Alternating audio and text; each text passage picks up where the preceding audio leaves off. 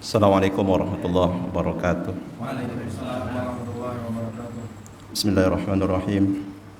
Alhamdulillahilladzi faddalana bil imani wat tauhid wa waffaqana li ibadatihi wa dzikrihi was salah. Asyhadu an la ilaha illallah wahdahu la syarika lah wa asyhadu anna Muhammadan abduhu wa rasuluh. Allahumma shalli wa sallim wa barik ala nabiyyina Muhammad wa ala alihi wa sahbihi ajma'in. Amma ba'du. Rabbi shrah li sadri wa yassir li amri wahlul 'uqdatam min lisani yafqahu qawli. Rabbi zidni ilma warzuqni fahma. Alhamdulillah, kita syukur kepada Allah Subhanahu wa taala yang telah melimpahkan taufiknya kepada kita sekalian sehingga kita bisa melaksanakan ibadah salat maghrib berjamaah. Mudah-mudahan Allah Subhanahu wa taala menerima ibadah salat kita.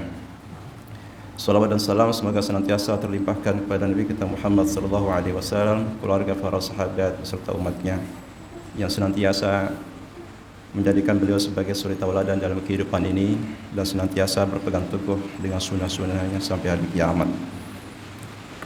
Para jamaah yang Allah Subhanahu wa taala muliakan, pertama ulun menyampaikan terima kasih jazakumullah khairah kepada para pengurus takmir Langgar Miftahul Jannah Komplek Gria Permata yang telah memberikan kesempatan kepada ulun untuk sedikit sharing atau berbagi apa yang bisa ulun sampaikan. Mudah-mudahan ada manfaatnya untuk kita semuanya. Pada kesempatan ini insyaallah kita akan membicarakan tentang perkara yang sangat penting bagi kehidupan kita sebagai seorang muslim. Tema kita adalah bagaimana caranya kita mengumpulkan pundi-pundi kekayaan akhirat kita. Karena selama ini yang selalu menumpuk dalam pikiran kita itu bagaimana kita bekerja keras, bahkan ada bekerja cerdas ya, untuk menjadi orang kaya. Sehingga pemikiran itu kemudian mempengaruhi banyak para pemuda, para remaja berlomba-lomba untuk mengumpulkan duit atau menjadi orang kaya ya, dengan tampil di YouTube dan sebagainya ya. Tetapi sebagai seorang muslim, prinsip kita adalah kekayaan itu bukanlah kaya materi, tetapi kekayaan itu adalah manakala Allah Subhanahu wa taala memudahkan kita untuk beramal saleh.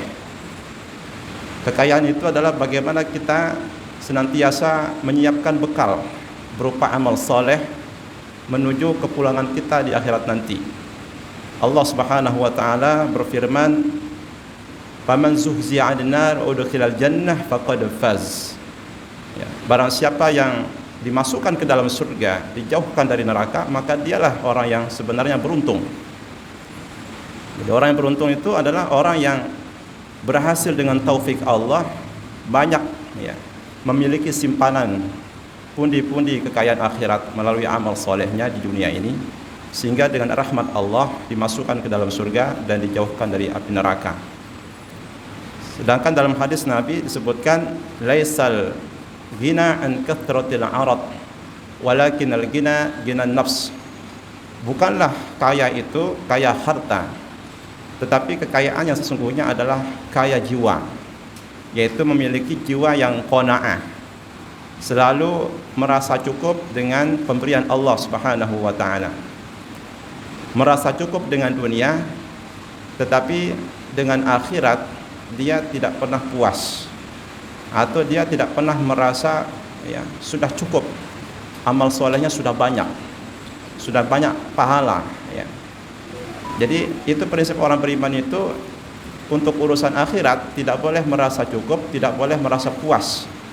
Tapi untuk urusan dunia ya, kita harus senantiasa memiliki perasaan qanaah ya. Oleh karena itu Nabi sallallahu alaihi wasallam memberikan pedoman bagaimana supaya orang itu tidak kecewa dengan dunia ini, dengan nasibnya. Karena masing-masing manusia itu dalam urusan rezeki sudah ditakdirkan ya, tidak semua manusia itu lahir sebagai orang kaya, dan tidak semua mereka lahir sebagai orang miskin.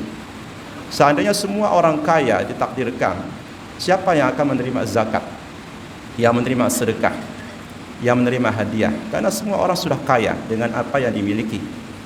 Demikian pula seandainya semua manusia itu fakir miskin, siapa yang bisa memberikan zakat? Ya, tidak ada, kecuali mereka akan menjadi mustahik semua. Oleh karena itu di antara hikmah ada orang kaya dan ada orang yang ditakdirkan miskin, supaya saling mengisi, saling melengkapi dan saling membantu. Oleh sebab itu, banyak dalam hadis Nabi mendorong kita untuk saling menolong, baik dalam kebaikan dunia maupun dalam kebaikan akhirat. Ya, beliau mengatakan masalah urusan dunia itu kita melihatnya ke bawah. Ya. La tanturu, kata Nabi sallallahu alaihi wasallam, ya, unduru ila man huwa fawqakum. Kalau urusan akhirat, lihat ke atas. Lihat orang yang sangat bergegas, ya, menuju kepada akhirat. Orang-orang yang sudah melampaui, ya, melewati kita dalam urusan akhiratnya, kita lihat supaya kita terpacu untuk, ya, beramal. Lihat orang yang senantiasa menjaga, ya, sholat jamaahnya, menjaga amalan-amalan sunnahnya, sehingga kita terpacu.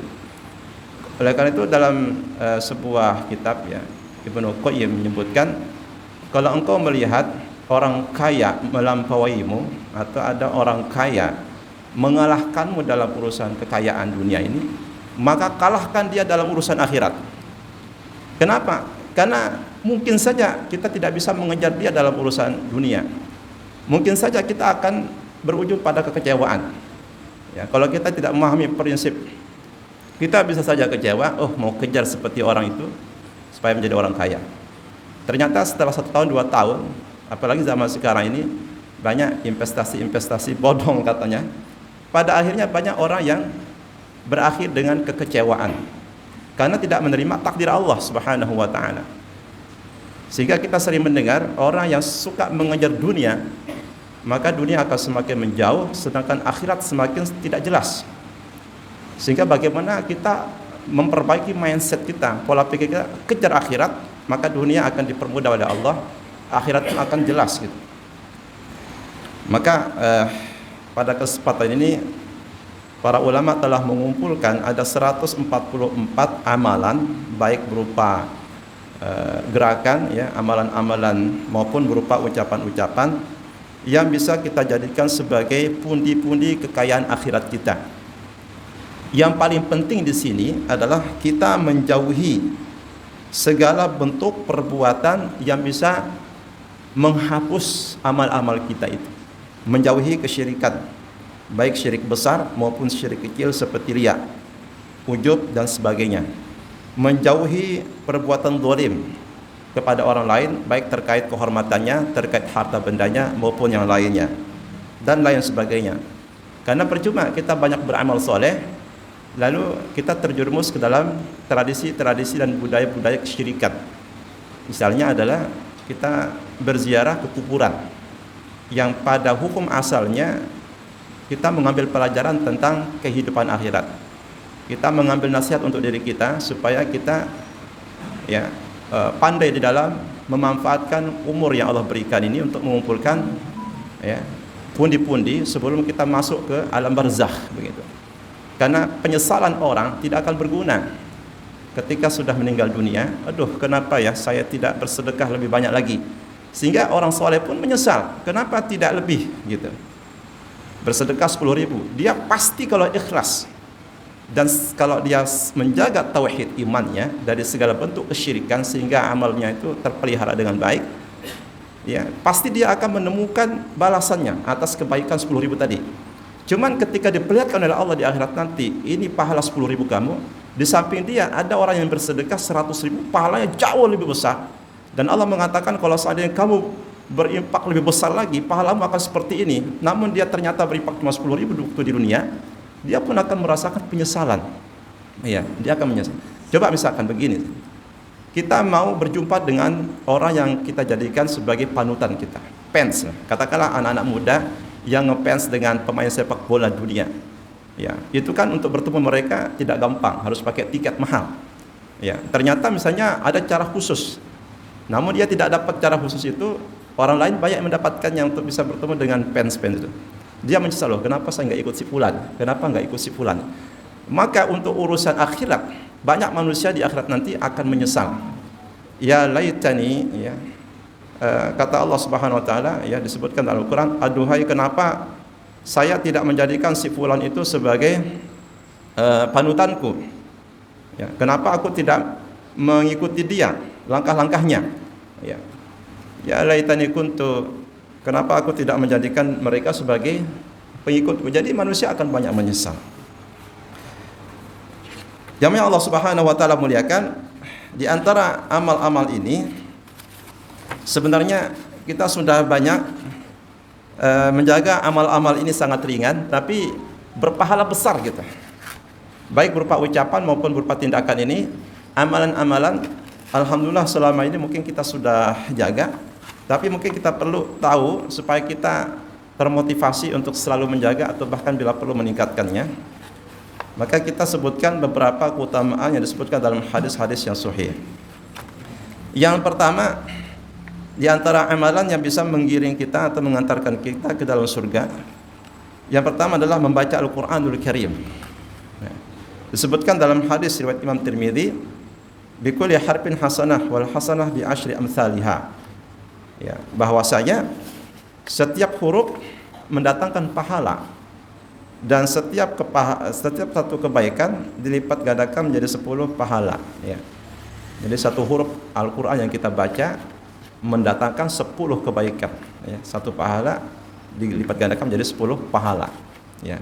Bayangkan kalau kita baca Al-Qur'an satu ayat. Bagaimana kalau dalam sehari, ya, kita baca di rumah kita 50 ayat saja atau 10 ayat misalkan, tapi istiqomah. Karena amalan yang paling dicintai Allah itu adalah amalan sedikit yang istiqomah, ya. Bukan amalan yang kuantitasnya banyak tapi terputus, ya. Ini yang pertama. Yang kedua, qiraatus surat Al-Baqarah, yaitu membaca surah Al-Baqarah.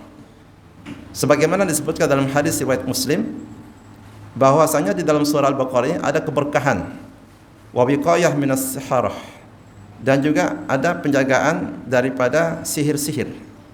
Ini Al-Baqarah ini. Kemudian wa yafirru asy-syaitan minal bait idza quri'at fihi.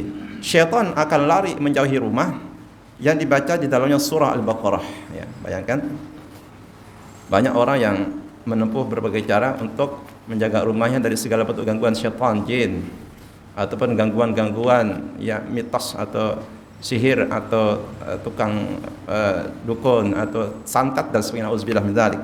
Dalam agama Islam cukup dengan membaca Al-Qur'an surah Al-Baqarah maka mendapat jaminan terpelihara dari segala bentuk gangguan, ya.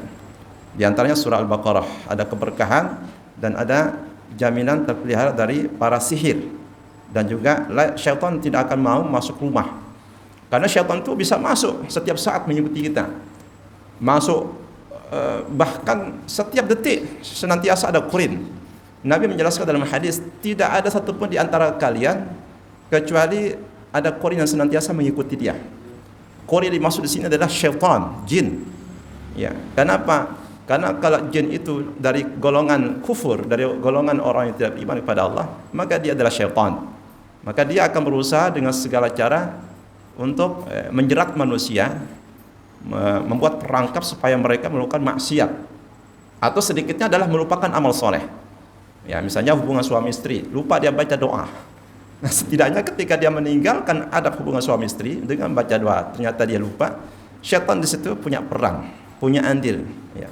Sedangkan dalam hadis Nabi disebutkan orang yang membaca doa sebelum dia melakukan hubungan suami istri, seandainya kata Rasulullah ditakdirkan lahir seorang anak dari hubungan tersebut, maka anak itu akan terpelihara dari syaitan, dari gangguan jin dan syaitan. Bagaimana masuk kamar mandi, ya. Jadi bayangkan, luar biasa ini. Qarin itu akan senantiasa mengikuti kita. Namun dengan membaca surah Al-Baqarah, rumah kita insya Allah aman, ya. Jadi ada orang yang menjaga rumahnya dengan anjing supaya tidak masuk pencuri, atau dengan tembok yang di atas tembok itu dipenuhi dengan beling, ya, atau duri kawat dan sebagainya. Tapi tidak banyak orang menjaga rumahnya dari syaitan, ya. Dia biarkan rumahnya dijaga dengan tembok, dengan kawat berduri, dengan anjing pelacak, tapi syaitan masih bisa masuk karena dia makhluk halus, ya. Tapi sebaliknya rumah itu meskipun tidak berpagar, ya, bahkan tidak ada pagarnya, bahkan tidak ada satpamnya, tidak ada anjing, karena memang dalam ajaran Islam, ya, anjing itu bisa mengurangi dan mengambil pahala kita setiap hari 1 qirat kalau tidak ada kepentingan untuk menjaga ladang kita. Maka rumah yang sederhana bisa terpelihara dari segala bentuk gangguan jin apabila penghuni rumah itu membaca surah Al-Baqarah. Kemudian yang berikutnya adalah membaca surah Al-Baqarah dan surah Ali Imran. Disebutkan dalam riwayat Muslim, kedua surah ini, Al-Baqarah dan Ali Imran, akan datang pada hari kiamat untuk membela orang-orang yang senantiasa membacanya. Jadi akan membela dia. Kalau hari ini kita membaca kedua surah itu menghabiskan waktu kita. Jadi artinya begini, dalam prinsip kita sebagai seorang muslim, tidak ada kata rugi ketika waktu yang kita miliki, kesehatan yang kita miliki, kita habiskan semuanya itu untuk amal soleh. Ya. Karena begini, kalau kita habiskan waktu kita, kesehatan kita menjadi korban untuk mengejar ambisi kita yang belum tentu tercapai, ya, yang terkait dengan masalah urusan dunia kita, ambisi duniawi kita akan rugi. Pertama, dunia tidak tercapai, yang kedua akhirat nggak dapat. Tapi kalau seandainya kita mengutamakan kejar akhirat dengan amalan sederhana, pertama udah pasti kita ada pahala, udah pasti itu, udah pasti udah. Dunia bagaimana? Allah jamin dunia. Karena dunia itu tidak mesti terlihat secara materi bentuknya. Karena banyak orang yang diberikan dunia secara materi, tapi hatinya nggak puas. Sebaliknya banyak orang yang meskipun secara materi orang lain melihatnya kekurangan, tapi hatinya kekayaan, penuh dengan kekayaan. Makanya dalam hadis Nabi tadi, laisal ghina an kathratil arad. Orang kaya itu bukan kaya materi, walakinal ghina ghina nafs. Tapi orang itu disebut kaya kalau dia kaya jiwa. Meskipun sederhana, tapi dia sudah merasa puas, merasa bahagia. Dan kebahagiaan seorang muslim tidak terletak pada harta. Harta bisa saja menyenangkan, tapi belum tentu mendatangkan kebahagiaan. Jadi kebahagiaan dan kegembiraan, rasa puas seorang muslim yang dirasakan dalam hatinya manakala dia mengerjakan amal soleh. Ya. Tetapi dia akan merasa hatinya itu sempit, menyesal ketika dia jatuh dalam maksiat. Itu berarti ada tanda iman hidup. Maka kita periksa iman kita. Kalau kita beramal soleh, kita mendapatkan kebahagiaan, kepuasan. Setelah selesai mengerjakannya, maka berbahagialah. Itu pertanda Allah menjaga iman kita. Dan sebaliknya, pada saat kita berbuat maksiat, kita merasakan kepedihan, kita merasakan nafsul lawwamah, yaitu nafsu yang senantiasa mencela dirinya. Apabila dia melakukan kemaksiatan, maka itu pertanda iman kita juga masih hidup. Ya. Jadi seperti orang sakit. Orang sakit ini kalau dia sakit kan tidak enak mau makan. Berarti kalau orang nggak enak makan yang enak, pertanda sakit. Tapi kalau orang sehat, jangankan yang enak, yang tidak enak pun nikmat gitu. Berarti apa? Kalau ada orang makan makanan yang tidak lezat, tapi dia merasakan nikmat ketika makan, maka itu sehat tubuhnya. Demikian pula orang yang sehat imannya. Ya. Kalau orang yang sehat imannya, beramal soleh sederhana, terasa nikmat. Jatuh dalam maksiat kecil, dia merasa menyesal. Karena itu Al-Quran membagi nafsu itu, ada nafsu mutmainnah, ada nafsu al-lawwamah, dan ada nafsu ammarah. Nafsu mutmainnah, nafsu yang penuh dengan ketenangan. Ya, karena di dalam hatinya senantiasa ada Allah. Atau dalam hatinya senantiasa ada ambisi untuk mengejar akhirat. Itu nafsu mutmainnah. Nah, ini balasannya, ya ayyatuhan nafsul mutmainnah irji'i ila rabbiki radiyatan mardiyah fadkhuli fi ibadi wadkhuli jannati. Kemudian ada nafsu lawwamah, nafsu yang mencela dirinya sendiri setelah pelakunya mengerjakan maksiat. Itu juga tanda keimanan. Jadi tidaklah satu pun jiwa menyesali perbuatan maksiat kecuali menandakan jiwa itu masih dipenuhi iman. Nah, kenapa? Karena nafsu itu nafsu bil ammarah. Inna nafsa, kata Nabi Yusuf dalam surah Yusuf, Allah mengisahkan tentang ucapan yang diucapkan oleh Nabi Yusuf, inna nafsa la ammaratun bisu. Sesungguhnya jiwa manusia itu selalu menyuruh pelakunya kepada keburukan. Jadi memang jiwa ini selalu mendorong kita untuk berbuat keburukan. Ya, jadi memang media atau sarana syaitan untuk menggiring kita berbuat maksiat, nafsu, syahwat. Sehingga kebutuhan nafsu itu syahwat-syahwat. Sedangkan kebutuhan iman itu adalah amal soleh, amal soleh. Sedangkan kebutuhan jasad, fisik badan kita, makanan, minuman, tidur, kerja, dunia. Nah, itu jadi masing-masing itu wilayahnya domainnya ada kebutuhannya sendiri. Karena itu inti dari sebuah kekayaan berdasarkan ajaran Islam yang disebutkan oleh Nabi tadi bukanlah kaya materi, tapi kaya jiwa. Kemudian yang keempat, qira'atu ayatul kursi dubura kulli salatin maktubah. Membaca surah Al-Kursi setiap selesai dari salat fardu, ya. Disebutkan dalam hadis sahih Al-Jami'. Sahih Al-Jami' berarti kitab sahih Imam At-Tirmidzi. Kitab sahih Imam At-Tirmidzi sebutkan, ya, lam yamna'hu min dukhul jannah illa yamut. Tidak ada penghalang bagi dia untuk masuk ke dalam surga selain kematian. Jadi tinggal nunggu mati masuk surga. Sudah. Baca Al-Kursi, ya, istiqamah selesai salat fardu, ya. Astagfirullah, astagfirullah, astagfirullah, Allahumma tassalamika salam, tahiyyatan minal ikram, Allahumma inna la dzikrika wa syukrika wa tasbih, tahmid, takbir, tahlil. Saya baca surah Al-Kursi, insyaallah seandainya dia mati, ya, keluar dari mushola, misalkan yang sudah tiba ajalnya, misalkan, insyaallah itulah yang akan membuka pintu surga. Karena kita kalau masuk surga ya mesti mati, ya. Karena kalau nggak mati ya mungkin surga dunia, ya. Surga istri yang solehah, surga dunia, ya. Kemudian qiraatul ayatin al-akhirati min surat Al-Baqarah. Membaca 2 ayat terakhir surah Al-Baqarah. Berarti 285, 286. Yang dimulai dari amanah Rasul sampai la yukallifullahu nafsan illa wus'aha. Ya. Disebutkan kafatah tilkal lailah anil qiyam atau kafatah al-makruh wasyarr fi tilkal lailah. Apa kelebihannya? Dia pada malam hari itu kalau dia membaca 2 ayat terakhir Al-Baqarah ini sudah cukup bagi dia, ya, sudah cukup mewakili dari amalan qiyamul lail. Jadi kalau seandainya kita bangunnya subuh, ya, kebiasaan kita bangun tahajud, tapi kita baca 2 ayat terakhir Al-Baqarah ini, insya Allah sudah cukup, sudah bisa menggantikan, ya, qiyamul lail yang kita tinggalkan, ya. Atau dengan makna lain, dia akan terpelihara dari sesuatu yang tidak diinginkan atau dari keburukan pada malam hari itu. Apa yang kita takutkan pada malam hari di rumah kita sebelum kita pergi beristirahat di kamar? Kita mengkhawatirkan ular misalnya. Kita takut jin. Ya, kita takut suara apa suara. Tapi kalau kita baca ini, maka Allah akan menjaga. Jadi sekarang tinggal bagaimana keyakinan kita, ya, kepada Allah, itu aja. Ya, keyakinan kepada Allah Subhanahu wa taala. Kemudian berikutnya adalah membaca surah Al-Kahfi pada hari Jumat. Disebutkan dalam Sahih Al-Jami'. Sahih Al-Jami' berarti kitab Imam At-Tirmidzi, ya. Disebutkan dalam Sahih Al-Jami' kitab Imam At-Tirmidzi, ya, adha'a lahu minan nur ma bainal jum'atain wa ma bainahu wa baina al-baitil atiq.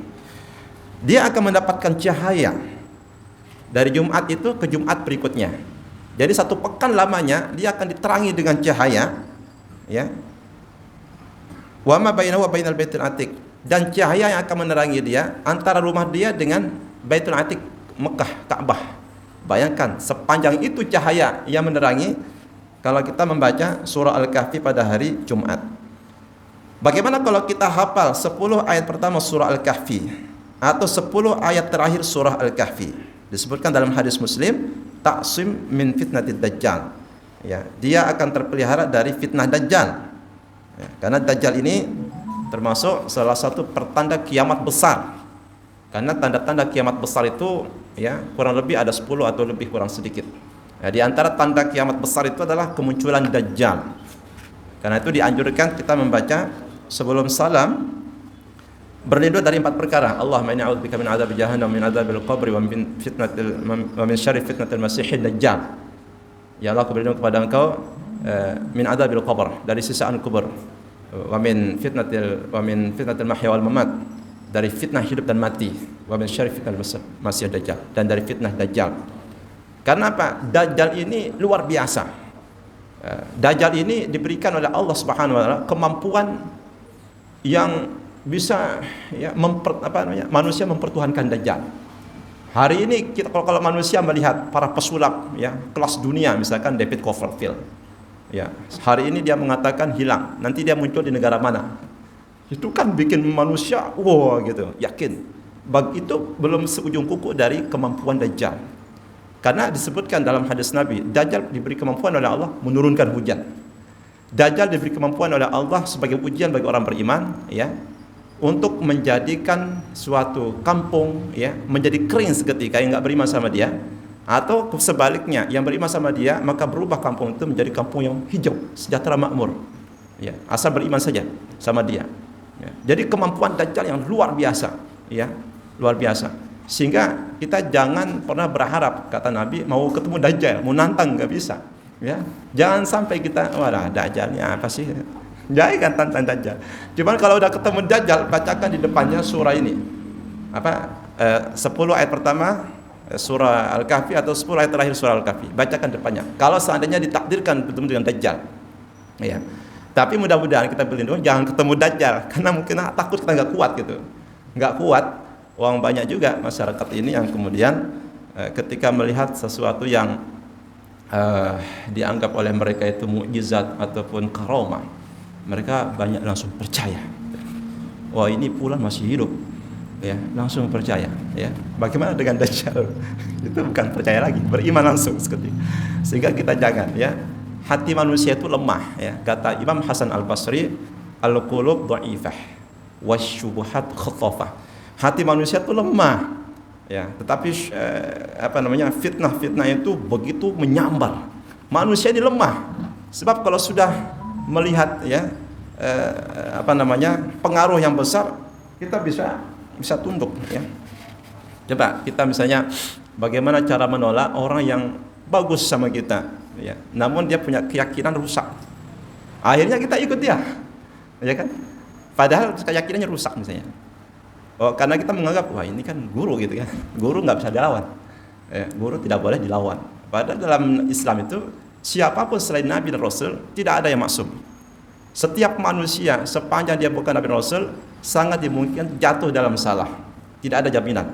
Ya, maka kita memilih orang itu bukan berdasarkan, ya, oh ini sudah guru atau bukan, tapi dia sumbernya dari mana. Ya, kalau sesuai dengan Quran dan Sunnah maka kita ambil siapapun yang menyampaikan. Tapi kalau sudah menyimpang dari kedua sumber ini, ya, maka siapapun orangnya, maka kita harus waspada, ya, antisipasi demi keagamaan kita. Karena yang terpenting itu adalah menyelamatkan agama. Ini sesuai dengan maqasidus syariah. Maqasidus syariah atau tujuan syariat Islam itu diturunkan itu ada 5. Yang pertama hifdzuddin, menjaga agama kita. Jangan sampai keyakinan akidah kita rusak, jangan sampai amalan kita rusak itu. Oleh karena itu ada syarat-syaratnya supaya amalan kita itu terpelihara, tidak dirusak. Pertama, akidah kita harus lurus. Tidak boleh, ya, tercampur dengan akidah yang menyimpang. Ya. Yang kedua, dalam beramal kita harus sesuai dengan tuntunan sunnah Nabi. Karena siapa lagi yang mau kita ikuti kalau bukan Nabi? Kalau seandainya kita masing-masing, ya, ikut kemauan diri kita atau ikut kata si fulan, kata si guru fulan, untuk apa Allah mengutus Nabi Muhammad SAW? Untuk apa? Nggak ada gunanya kalau begitu. Ya. Nabi diutus supaya diikuti, ya. Supaya diikuti. Karena Nabi, kan apa? Karena memang sebagian manusia ini untuk mengikuti sunnah Nabi itu berat. Berat bukan pada mengikuti sunnahnya. Berat karena hati manusia itu untuk mengikuti kebenaran. Karena kalau sudah manusia mencapai suatu kedudukan sosial tertentu, dia semakin berat gengsinya. Abu Jahal itu, Bapak Ibu yang Allah muliakan, nggak ada ibu-ibu ya. Abu Jahal itu ketika bertemu 2 pasukan dalam perang Badar, ya, Nabi Muhammad SAW berdoa kepada Allah luar biasa supaya pasukan kecil 313 orang pasukan sahabat dimenangkan oleh Allah Subhanahu wa taala menghadapi 1000 pasukan pimpinan Abu Jahal. Dan Abu Jahal pun tidak mau tertinggal berdoa kepada Allah. Jadi orang-orang musyrik itu, Bapak yang Allah muliakan, jangan sampai salah pikir. Mereka adalah orang yang tahu Allah. Ya, mereka sebut Allah. Nama mereka Abdullah bin Ubay bin Salul, ya, gembong kelompok orang-orang munafik. Namanya bagus-bagus, ya. Namanya bagus. Tapi mereka menyekutukan Allah, menyertakan makhluk ketika beribadah kepada Allah. Kalau dikatakan kepada mereka, "Kenapa engkau beribadah menyembah patung berhala?" Mereka menjawab, "Kami tidak menyembah patung berhala ini. Lat, Uzat, Manat, Hubal, enggak. Kami menjadikan mereka sebagai perantara. Semakin dekat kami kepada Allah."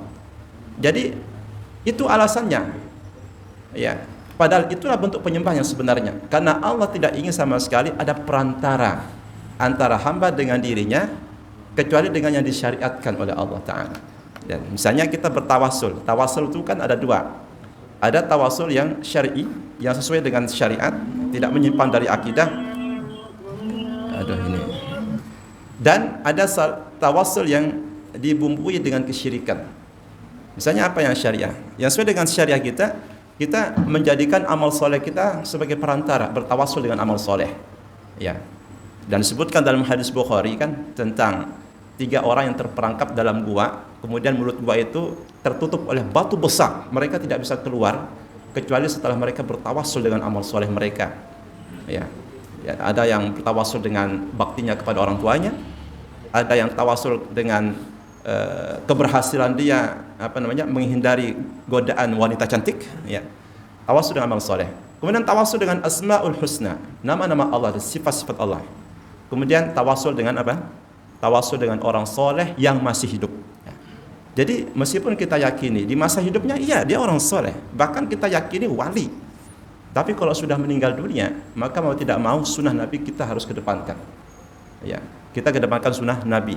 Dia meninggal dunia, yang dibutuhkan oleh mereka adalah doa dari orang yang hidup, istighfar dari orang yang masih hidup. Karena bagaimana mungkin ya secara logika orang mati bisa memberikan pahala atau bisa mengabulkan permintaan. Yang bisa mengabulkan permintaan ya Allah Subhanahu wa taala. Ya, orang sudah meninggal, selesai, tidak ada lagi kesempatan. Jangankan untuk dirinya, jangankan untuk orang lain, untuk dirinya enggak bisa lagi. Karena Nabi mengatakan, "Idza mata ibnu Adam inqata'a anhu amaluhu illa min salas." Kalau orang sudah meninggal dunia selesai sudah. Kecuali dari mana? Kalau dia punya sedekah jariyah, kalau dia punya anak soleh yang senantiasa mendoakannya. Ya, dan kalau dia punya ilmu yang bermanfaat bagi orang lain. Karena kalau sudah meninggal di alam barzakh selesai, dia punya urusan menghadap malaikat, menerima balasan. Ya, kalau dia baik-baik, kalau dia buruk maka bisa disisa sementara, nanti di akhirat selamat atau berlanjut sampai akhirat. Nauzubillah min dzalik gitu. Nah, kemudian yang berikutnya membaca surah Al-Mulk, tabarakalladzi biyadihil mulk. Disebutkan dalam hadis riwayat Abu Dawud dan yang lainnya, tashfa' li sahibi hatta yughfar lahu. Surah ini akan memberikan syafaat kepada kita di hari kiamat dan ya, sampai kita diampuni. Ya. Jadi jumlahnya 30 ayat. Ini akan datang sebagai pemberi syafaat. Secara keseluruhan, Al-Quran itu akan memberi syafaat kepada kita secara keseluruhan. Tetapi kalau kita membaca hadis-hadis Nabi, ya, masing-masing surah atau surah-surah tertentu itu punya keutamaan, punya fadilah-fadilah. Misalnya adalah Al-Ikhlas. Ya, yang membaca Al-Ikhlas sama dengan membaca sepertiga Al-Quran. Yang membaca Al-Fatihah sama seperti membaca satu Al-Quran. Karena apa? Karena di dalam Al-Fatihah itu ada satu ayat yang menjadi inti keseluruhan surah Al-Quran, yaitu ayat yang kelima, iyyaka na'budu wa iyyaka nasta'in. Dan Al-Fatihah itu juga ya menghimpun, ya disebut dengan Ummul Quran, induknya Al-Quran, menghimpun semua tema yang dibicarakan Al-Quran. Tema apa? Tema akidah, tema sejarah, tema hukum, tema akhlak, tentang semuanya dihimpun dalam satu surah yang namanya Al-Fatihah. Kemudian Al-Kahfi sebutkan. Tapi secara keseluruhan Al-Quran itu akan berikan syafaat sebagaimana disebutkan dalam hadis Nabi, Iqra'ul Quran fa innahu ya'ti yaumil qiyamah syafi'an li ashabi. Bacalah Al-Quran mumpung masih hidup. Karena Al-Quran nanti ketika engkau membacanya di dunia akan datang pada hari kiamat memberi syafaat kepadamu. Nah, pada hari itu setiap orang butuh syafaat. Coba kalau di dunia ini, ya. Di dunia ini kita kalau punya perkara sampai di pengadilan, sampai di sidang, ya. Siapa yang kita butuhkan? Advokat, pengacara, pembela hukum. Kalau kita nggak punya advokat, kita minta bantuan ke LBHI, ya, Lembaga Bantuan Hukum. Ya, kalau kita nggak punya link, nah, bingung kita. Tinggal nunggu aja jeruji besi. Nanti di hari kiamat kondisinya dahsyat lagi. Karena ujungnya cuma dua. Kalau nggak ke surga, neraka mampir dulu. Nah inilah. Kalau di dunia masih mending, masih setahun, masih 2 tahun orang di penjara, keluar lagi. Tapi keluar lagi menjadi ahli lagi dia. Tadinya masuk penjara karena curi ayam, nanti keluar penjara bisa mencuri sapi. Tadinya curi kendaraan, ya, nanti keluar masuk penjara bisa curi mobil gitu. Kenapa? Karena memang hukum di negara kita tidak bisa menimbulkan efek jerah, ya. Semakin membuat orang penasaran. Waduh, hari ini aku gagal, ya, curi motor. belajar sama di sampingnya. Yang berhasil mencuri mobil masuk penjara dia. Gimana cara kamu mencuri mobil? Keluar dia, besok bisa curi mobil. Ya, jadi memang tidak ada yang bisa menimbulkan efek jerah di sini. Ya. Nah, kalau di Islam itu kan ada maqsad syariah, ada tujuan mengapa Allah turunkan syariat. Di antaranya hifdzul mal, yaitu menjaga harta manusia. Ya. Dalam rangka menjaga harta manusia, maka syariat Islam ini ya kemudian mengatur ketentuan-ketentuan hukum yang terkait masalah harta. Siapa yang mencuri harta orang lain maka hukumnya sekian. Siapa yang mencuri seperempat harta, seperempat dinar, ya, 1 dinar sekitar 4.800.000. Seperempatnya berarti berapa? 1.200.000. Ia mencuri ya harta senilai itu dipotong tangannya. Ya, dipotong tangannya kalau dalam syariat Islam, hukum pidana Islam. Atau kalau misalkan lebih mudahnya lihat Saudi, ya. Qisas di situ, qisas. Makanya Allah katakan, "Walakum fil qisasi hayatu ya ulil albab." Kalau kau tegakkan qisas, di situ ada kehidupan buat kamu. Jadi orang melihat bagaimana qisas itu ditegakkan, disaksikan oleh ratusan orang. Ya. Mau melakukan tindak pidana kejahatan, berpikir dulu. Ya. Kalau enggak ini hilang di leher gitu. Atau hilang di tangan, enggak usah lagi. Mencuri lagi, hilang lagi tangan sebelah. Mencuri lagi, hilang kaki kanan. Mencuri lagi, hilang kaki. Selesai. Jadi disitulah orang itu ya akan belajar bagaimana cara menimbulkan efek jerah kepada pelaku kejahatan. Kemudian surah Al-Kafirun disebutkan keutamaannya, qul ya ayyuhal kafirun, dalam kitab Sahih Al-Jami' Imam Tirmidzi, yaitu ta'dil Al-Quran. Surah ini kalau kita baca, pahalanya sama seperti kalau kita membaca seperempat Al-Quran. Al-Quran ada 114 surah. Kalau kita bagi seperempat berarti berapa surah itu? Ada sekitar 25 atau 20 berapa? Ya. 25 lebih ya. 27 atau 20 berapa ya? Ya, kalau kita baca surah Al-Kafirun ini sama seperti kita membaca hampir 27 surah dalam Al-Quran, seperempatnya. Ya.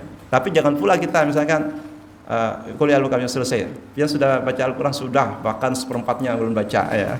Jadi terus itu aja yang dibaca ya. Ya, padahal banyak surah lain. Nah, kecuali kalau kita mau belajar tafsirnya ya, Al-Kafirun ini.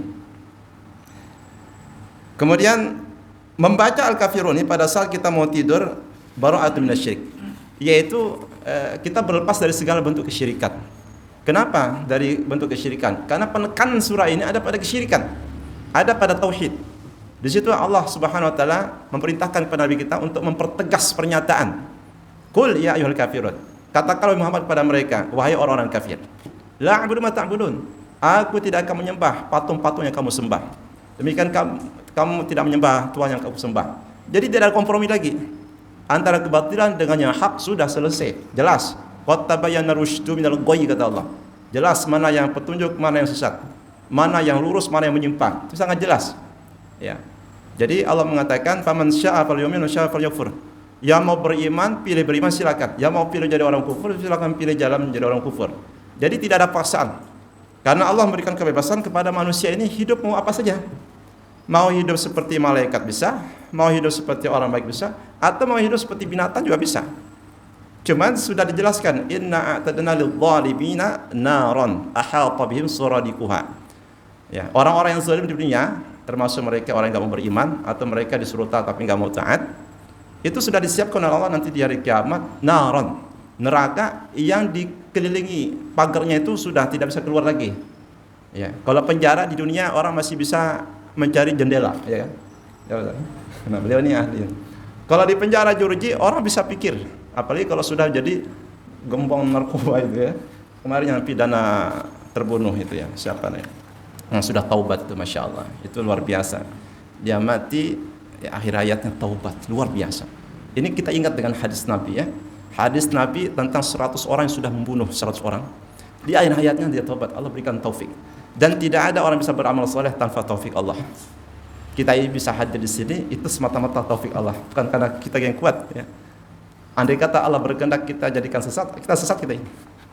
Ya, alhamdulillah karena itu Allah mengatakan walaula fadlullahi wa rahmatuhu ma zaka minkum min ahad.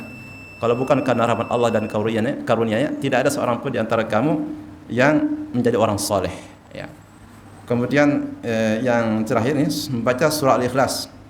Nah, membaca surah ini disebutkan dalam hadis yang disahihkan oleh Syekh Al-Albani, "Banallahu lahu baitan fil jannah." Allah bangunkan baginya sebuah rumah di surga. Ya. Kenapa? Karena ini surah berbicara tentang tauhid. Maka disebut dengan surah Al-Ikhlas. Meskipun di dalam surah ini ada 4 ayat enggak ada kata ikhlas. Tapi disitulah inti ikhlas, inti tauhid. Karena tauhid itu intinya adalah memurnikan segala bentuk keyakinan, kepercayaan selain kepada Allah. Keyakinan kepada makhluk hilangkan, ya. Kepercayaan kepada siapapun hilangkan.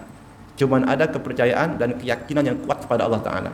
Dan keyakinan inilah yang bisa meningkatkan kualitas tawakal.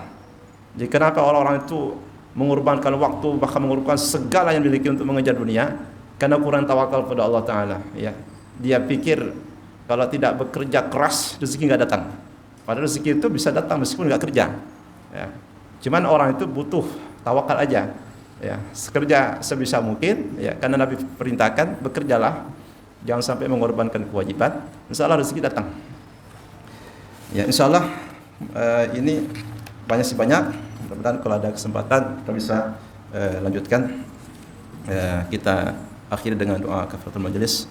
Subhanakallahumma bihamdika asyhadu an la ilaha illa anta astaghfiruka wa atubu ilaik. Wallahu a'lam bissawab. Wassalamualaikum warahmatullahi wabarakatuh.